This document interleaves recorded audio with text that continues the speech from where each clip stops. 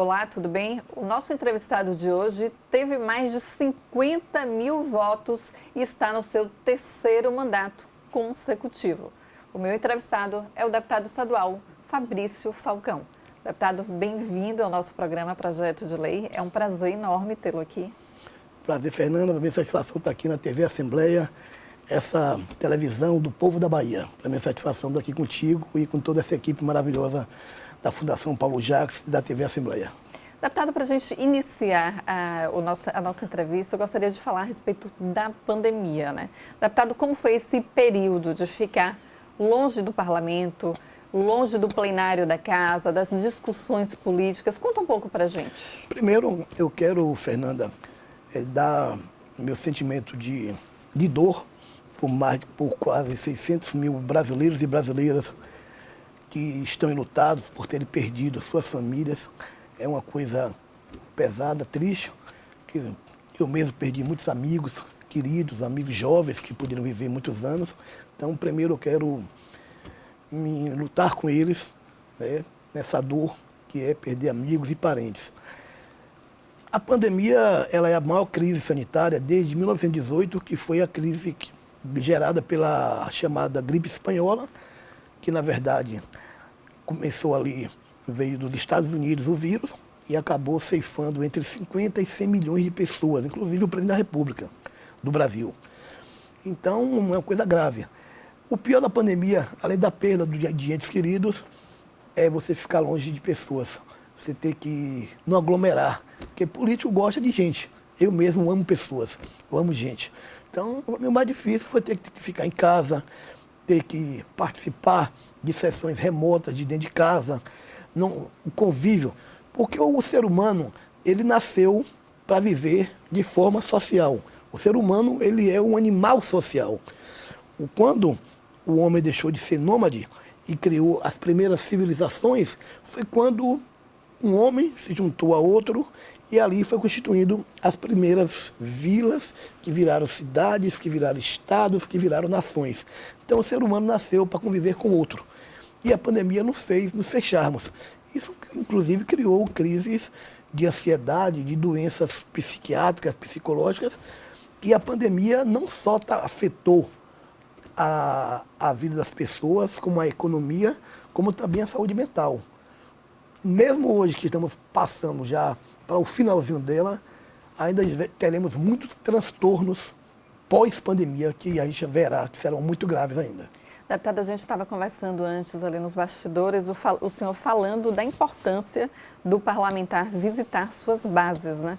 O senhor disse que é um parlamentar do povo, visita as bases, está sempre presente nos municípios. E nesse período, deputado? Olha, no começo da pandemia, eu fiquei em casa. Mas, infelizmente, eu tive que ir aos municípios. Eu não parei. Claro que com os devidos protocolos de higiene, de saúde, usando álcool o tempo todo, máscara, né? Eu visitei todos os municípios que eu fui votado. Primeiro, o vírus estava aí, mas eu tenho prefeitos que votaram em mim. E eu tive que visitar os municípios para saber como estava o vírus na saúde, no município, de que forma ajudar os prefeitos. Então, eu visitei hospitais, eu fui a hospitais, então fui aos municípios, então eu não parei. Porque eu fui eleito deputado para cuidar de gente. Eu tenho prefeitos que estavam ali com seus cidadãos morrendo, adoecendo. Então, eu, usando os protocolos de saúde sanitária, como máscara, como álcool, o tempo todo, eu visitei cada município, eu não parei. No início, sim, mas quando vi agravar a pandemia, eu não pude deixar meus prefeitos, meus municípios parados, porque eu, como deputado, como representante do povo, eu tinha que estar ao lado dos meus prefeitos para saber como ajudar e como cobrar a saúde estadual, ajudar a saúde municipal de cada município. Deputado, como foi esse retorno, mesmo que de forma gradativa, aqui na casa? Foi uma maravilha. Você estar perto do colega fisicamente não é igual você estar numa tela virtual, né? Claro que esse novo mundo das reuniões remotas ela veio para ficar. As grandes empresas corporativas, as chamadas multinacionais, elas já tinham adotado as reuniões virtuais há mais de 10 anos. Porque você pega uma empresa que ela tenha presença em 50, 60, 80 países, quando ela ia ter uma reunião com os presidentes de empresa de cada país, ela tinha que pegar um executivo e levar para a sede naquele país, e ali o executivo tinha que passar praticamente uma semana fora do país para uma reunião que às vezes durava um dia ou dois. É custo, né? E o custo financeiro para a empresa, de hotel, de avião, de alimentação, de diária. Então, há muito tempo, as multinacionais já tinham adotado esse sistema home office. E, com a pandemia, passou as médias, assim, pequenas empresas e, inclusive, o mundo da política a fazer um mundo virtual. Mas, na política, não se tem como fazer política de forma virtual, porque os debates acalorados ela acontece no plenário, é no microfone.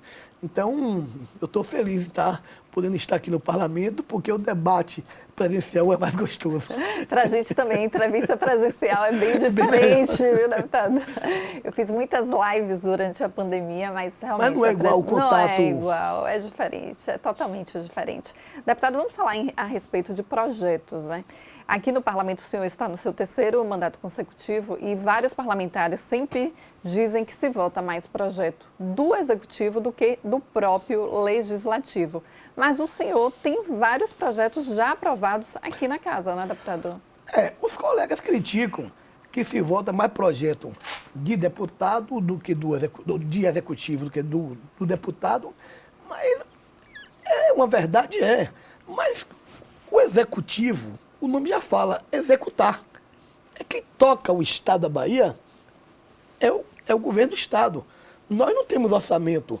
Então, a cada momento, o Estado precisa se aperfeiçoar e mandar leis que são importantes para o povo da Bahia. Então, é normal. Mas, claro que votar projeto de indicação do deputado é importante. Eu mesmo, eu tenho poucos projetos. Por que isso?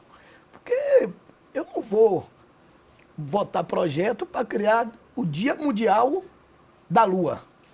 Eu procuro pautar meus projetos, que eu tenho uma boa assessoria, pautar projetos que tenham relação direta com a vida do povo. Faz um trabalho de pesquisa também, deputado? Claro, eu tenho um corpo jurídico, eu próprio também pesquiso, né? Eu sou da área de humanas, da área da geografia, da filosofia, então eu também penso muito sobre isso. Então eu vou criar o Dia Mundial do Sol, o Dia Mundial da Lua, porque isso não vai significar nada para a vida das pessoas. Então eu procuro ter projetos que tragam algo que acrescente para a vida do povo. Então eu procuro ter poucos projetos, mas projetos que sejam projetos que ajudem a vida das pessoas. Deputado, o primeiro projeto no Brasil da obrigatoriedade da máscara foi do senhor? Exatamente, eu estou te falando, Fernanda. A primeiro projeto de lei do Brasil que obrigou o cidadão baiano a usar máscara em qualquer lugar, seja público ou privado, foi meu. Então, uma lei dessa vale mais do que criar o Dia Mundial em homenagem ao Sol e à Lua, que eu tenho muito respeito pelo Sol e à Lua e acho lindo. Mas é uma lei que salvou vidas. Eu lembro que teve repercussão nacional, né, deputado? Quando essa lei nossa foi votada, eu tenho certeza que eu ajudei a salvar milhares de vidas na Bahia. Porque quando você obriga... Porque, infelizmente, o indivíduo, ele vive sobre a obrigatoriedade de normas e lei. Senão, ele não usa. Se não tivesse essa lei minha da obrigatoriedade da máscara, com certeza, muita gente que ainda não usa, inclusive o presidente da República que não usa, não teria usado. Então, esta minha lei, com certeza, salvou muita vida na Bahia, quando obrigou as pessoas a andarem de máscaras na rua e no ambiente privado e público. E após essa lei, serviu de exemplo para outros estados, né, deputado? E depois disso, outros estados me ligaram para copiar a lei, eu mandei para outros estados, e depois virou obrigação nacional. Ou seja, o Congresso Nacional votou depois da nossa lei. Deputado, qual o outro projeto que está tramitando aqui na casa do senhor? É o que eu estou a te falar. Eu pauto projetos que têm relação com a vida e a dignidade do ser humano. Como estamos vivendo ainda sobre a pandemia, infelizmente temos negacionistas, pessoas que, na minha cabeça, eu posso chamar de retardada, como o presidente da República, que agora nos fez passar um vexame internacional, que o presidente do país teve que comer uma pizza no meio da rua em Nova York porque não tomou a vacina. Eu estou instituindo um projeto de lei que deve ser votado na próxima terça-feira, que obriga que o cidadão que não tomou a vacina não possa adentrar nenhum ambiente público ou privado sem o cartão ou passaporte da vacina. Shopping center, shows, seja shows privados ou seja shows particulares, mesmo um carnaval, uma micareta, uma festa de cidade, que ele só possa adentrar a cinema, teatro, em um ambiente como uma assembleia ou uma prefeitura, apresentando o cartão de vacinação ou passaporte. Deputado, como está a tramitação dessa proposta aqui? O senhor já conversou com os pares? Já conversei com o líder do governo, o deputado Rosenberg, conversei com o líder da oposição, meu amigo Sandro Regis, e os dois consensuaram de votar. E eu acho que aqui na casa poucos deputados serão contrários, porque é uma lei necessária. Porque não é admissível que eu esteja aqui com você esteja vacinada, a equipe que está aqui esteja vacinada, e eu, por minha ignorância, não esteja vacinado e eu transmito a vacina para você, ou transmito o vírus para você. Então, não é admissível que eu, por minha vontade, não tome a vacina e possa transmitir a doença para você. Porque eu posso ter o vírus e não morrer, mas eu posso passar para você e você passar para alguém e essa pessoa morrer. Então, isso é crime. Eu acho que quem não toma vacina está cometendo crime contra a humanidade. Porque já passa de 5 milhões de mortes no mundo e são 600 mil mortes no Brasil. Então, a lei, ela obrigará que o cidadão que não tomar vacina não possa, por exemplo, entrar num espaço como a nossa Assembleia Legislativa, no plenário, ou no shopping center, ou no cinema, que não é possível, Fernanda, que eu vá com minha família, com meu filho, com minha filha ao cinema e esteja um maluco do lado que não tomou vacina e passe o vírus para nós. Então, a obrigatoriedade do passaporte da vacina, ela deve ser vista. Inclusive, tem uma entrevista até do prefeito de Salvador, que ele falou anteontem que quem não tomar vacina, quem não apresentar o cartão, não adentrará no espaço do carnaval, se houver, em 2022.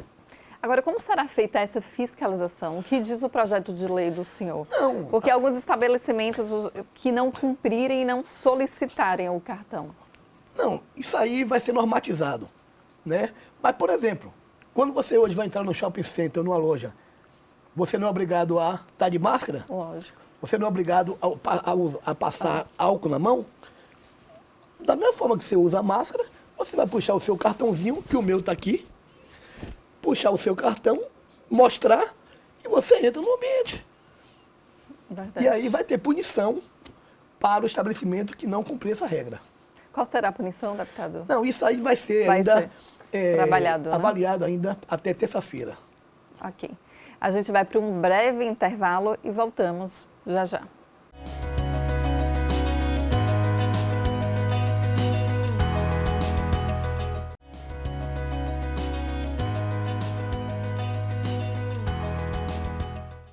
Voltamos com o deputado estadual Fabrício Falcão. Deputado, vamos falar agora a respeito do cenário nacional. Durante a pandemia, eu tive a oportunidade de entrevistar Haddad, o ex-ministro da Educação, Fernando Haddad, e eu questionei ele a respeito da polarização que existe no país. Há muita briga entre bolsonaristas e petistas, né? O sistema a política está muito polarizada entre essas duas alas. Segundo o ex-ministro da Educação, Fernando Haddad, ex-prefeito de São Paulo, ele diz que essa polarização é incentivada pelo atual presidente Jair Bolsonaro. O senhor concorda? Olha, Fernanda, é muito relativo. Você sabia? Eu tenho muito respeito pelo Haddad. Ele é um dos maiores intelectuais do Brasil e do mundo, né? Professor de filosofia, sociologia da USP, eu acho. Um cara que eu admiro muito ele. Mas o Brasil sempre viveu um país de polarização. Sempre. O que houve no Brasil, pós-ditadura, houve uma polarização entre a direita e o centro juntos e a esquerda do outro lado, composta pelo PT, PCdoB, pelo PSB. E do outro lado, o antigo PFL, que depois virou DEM, que agora já virou União pelo Brasil, junto com o PSDB. Então, o Brasil sempre foi polarizado entre o centro, a direita, com a esquerda. O que não tinha no Brasil era a extrema-direita, que tinha, mas era muito pequena. Com o advento do fortalecimento da extrema-direita, o centro e a direita enfraqueceu no Brasil. A extrema-direita, que é desencadeada pelo bolsonarismo, que na minha vertente é o neofascismo brasileiro, o bolsonarismo, na minha visão, que é a extrema-direita, com a esquerda, que continua. Então, a polarização no Brasil sempre existiu. Só que antes era com o centro e a direita com a esquerda. E hoje está polarizada com o centro e a esquerda, que estão juntos, contra o bolsonarismo e a extrema-direita. Então, isso sempre existiu no Brasil. Deputado, qual a opinião do senhor em relação ao nosso cenário estadual? Nós temos aqui na Bahia, eu sempre pergunto isso para os deputados, nós temos o tripé, que é o PT, o PSD e o PP, que é a base de sustentação do governo, e entra também os partidos menores, como PCdoB, PSB, e englobam nisso. E aí surgiu um burburinho político que Jair Bolsonaro está quase provável que vai para o PP, né, o Partido Progressista, que é o partido do vice-governador da Bahia, presidente estadual do PP, João Leão. Qual a opinião do senhor a respeito disso? O que é que o senhor acha que vai acontecer, deputado? Olha, em primeiro lugar, eu tenho um respeito muito grande ao PP, principalmente na Bahia. Sou muito amigo dos deputados do PP, principalmente, falo aqui do meu amigo Nelson Leal, Niltinho, posso falar de meu vice-governador, o bonitão, João Leão, né? Eu acho que o PP é um partido grande nacionalmente, mas a força do PP está principalmente no Nordeste. E no Nordeste, o Lula aparece com mais de 60% e o Bolsonaro abaixo de 25%. Eu acho que, pela força do PP estar no Nordeste, o presidente do PP é nordestino. Ciro Nogueira. Então, eu acho que essa turma do PP do Nordeste não vão ver com bom grado, apesar deles estarem apoiando o Bolsonaro nacionalmente, mas uma coisa é apoiar o Bolsonaro, que hoje está em uma decrescente. Tem cenários que na Bahia ele está abaixo de 25%. Você tem um cabo eleitoral como o Lula, que na Bahia, em alguns municípios, está com 80%, e no estadual passa de 60%, o maior cabo eleitoral da Bahia hoje são dois indivíduos. Lula e o governador Rui Costa, que agora saiu uma pesquisa que está com 80% de avaliação de bom e ótimo.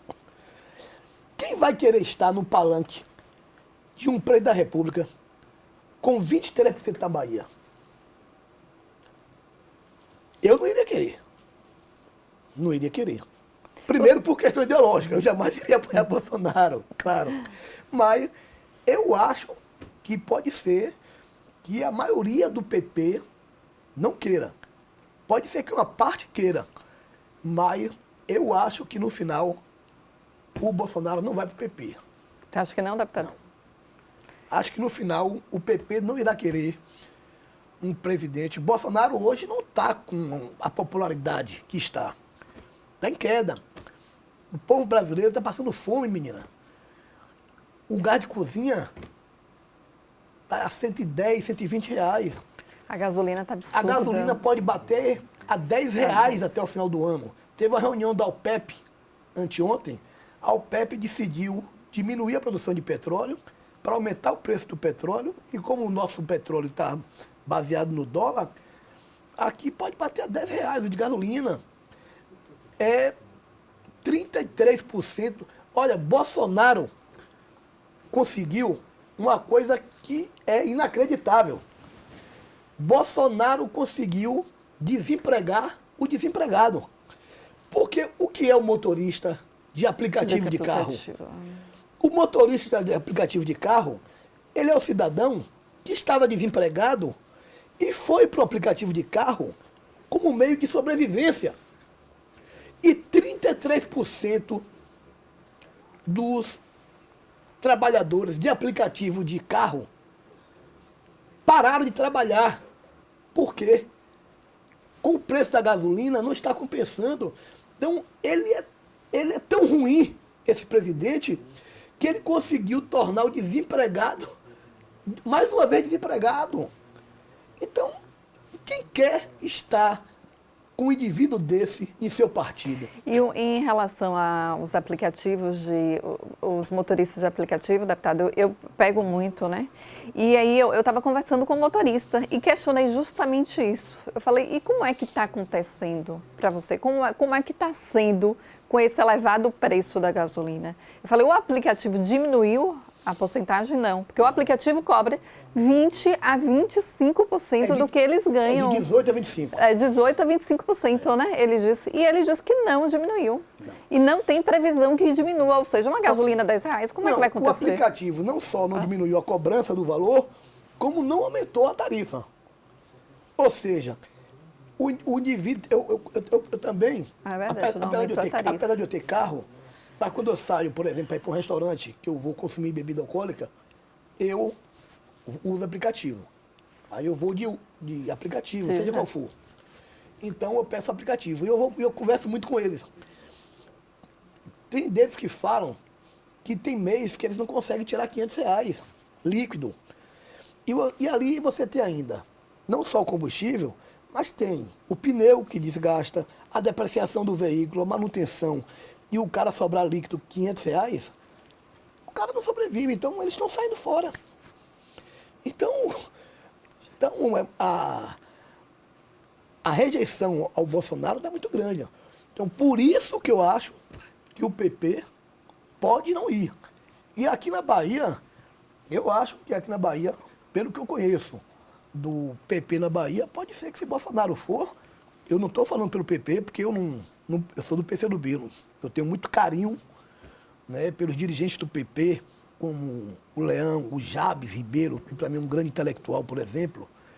Quem fala pelo PP são eles, mas eu acho que se aqui na Bahia acontecer isso, a maior parte do PP até banda para fora do PP. Você acha que iria para que partido, deputado? Eu não sei. Eu não posso falar pelos outros. Deputado, em relação a gente está aqui, a semana que está criando um novo partido, né? Isso. Que é a União Brasil, que é o grande articulador, é o ex-prefeito de Salvador, ACM Neto, e presidente nacional do DEM. O que é esse partido? É a junção do DEM com o PSL. O PSL, que era um partido que foi eleito com o bolsonarismo e agora se juntou com o Democratas. O meu questionamento do senhor é o seguinte: qual a opinião do senhor em relação ao novo partido? O senhor, que além de político, é um estudioso, um cientista político. Olha, primeiro, eu acho o ACM Neto um político muito inteligente. E foi um bom prefeito de Salvador.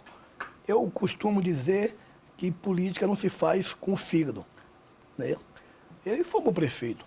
Como o Rui Costa foi o melhor governador para Salvador nos últimos 40 anos. Mas eu acho que ele não foi inteligente nessa fusão. Porque, Fernanda, eu até conversei com você antes. O que era o PSL antes de Bolsonaro? Era um partido que tinha um deputado federal. O PSL se tornou um grande partido no esteio do bolsonarismo. Quando o Bolsonaro sai do PSL, o bolsonarismo sai do PSL junto.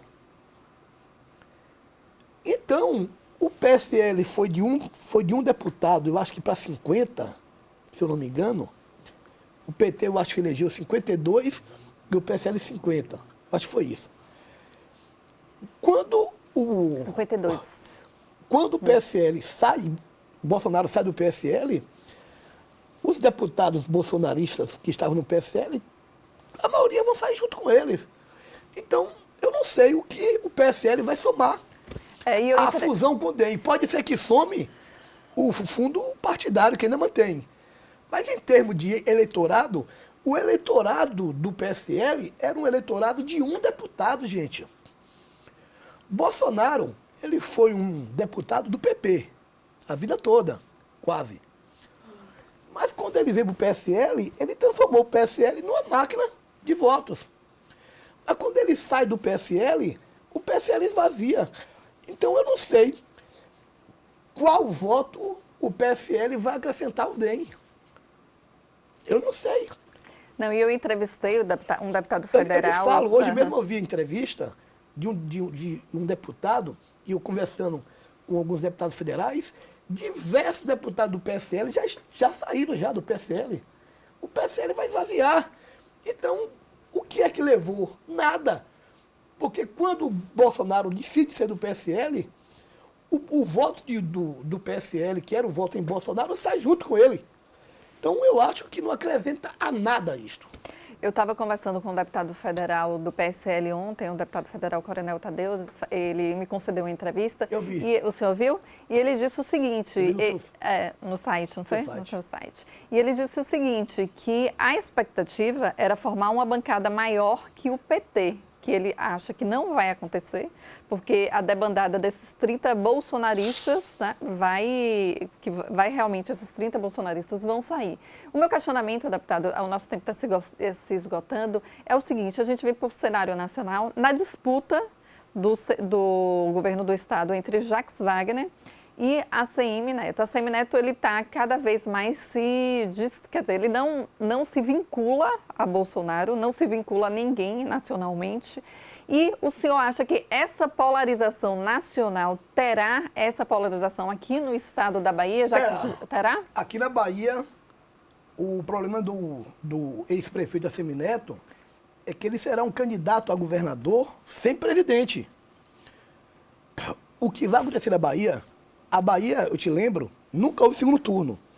A Bahia vai ser polarizada entre os que vão votar no PT de Rui, de Lula e de Wagner, e aqueles que vão votar onde Bolsonaro estiver. Ou seja, os 66% de voto de Lula irá para o candidato do PT na Bahia, que é Jacques Wagner, e os 20%, eu acho que o Bolsonaro terá entre 25% e 20% dos votos da Bahia, irá todo para Bolsonaro. E o candidato a governador que Bolsonaro lançar na Bahia vai carregar esse voto também. E será um cenário difícil para o Neto por conta disso.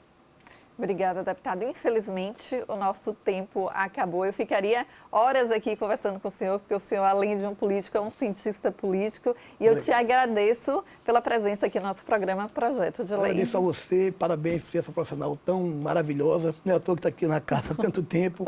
E a toda essa equipe linda da TV e Rádio Assembleia, que nos honra muito. Obrigado e tudo de bom para vocês. Obrigada, deputado. A gente fica por aqui. Até o próximo programa.